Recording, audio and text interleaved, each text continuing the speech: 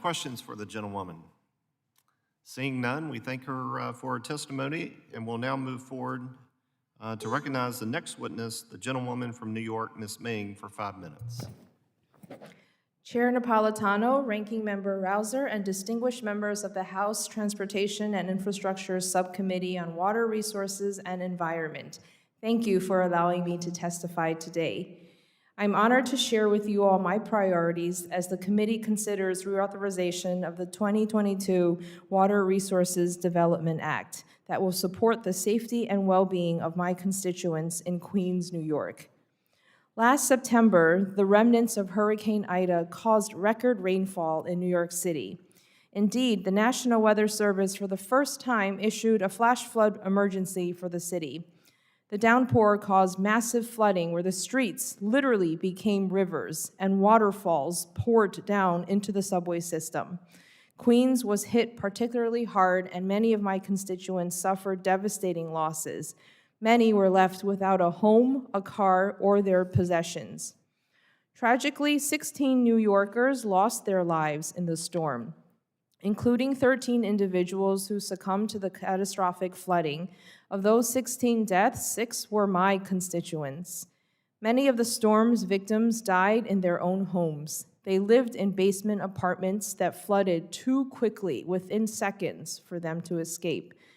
This catastrophic flooding happened because New York City's sewer and water management systems were not built to handle the volume of rainfall from the storm.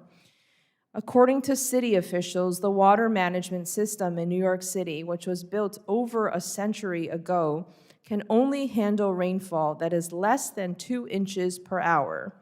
At its peak, Ida's rainfall was over 3 inches per hour in parts of the city, far too fast and heavy for the existing infrastructure to handle. New York City was unprepared for Ida and remains unprepared for another storm of its magnitude.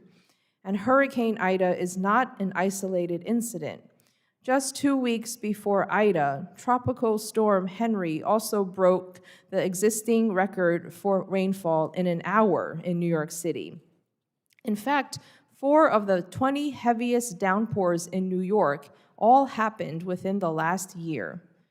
As climate change continues to cause more and more severe weather-related storms and natural disasters, we are going to see more events like Ida. We need to ensure that our communities are resilient to meet the challenges ahead.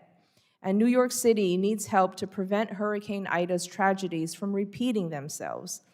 The 4 environmental infrastructure projects that I bring before the committee's consideration will bring invaluable help for New York City to make its sewer and water management systems more resilient to heavy rainfall and will lower the risk of flooding and, by extension, death. These projects will install new water mains and rehabilitate or replace sewer lines to improve stormwater management. They will improve drinking water distribution, reduce sewer backups, and relieve flooding. Investing in New York City's water and sewer system is crucial to saving the lives and the livelihoods of my constituents as we continue to encounter the threat from climate change and extreme weather. Thank you again for your time and consideration of these matters. I ask that the chair and ranking member consider my projects for inclusion in this year's WRDA reauthorization to protect the people and families of Queens. And I yield back. Are there any questions for the gentlewoman? Seeing none, we thank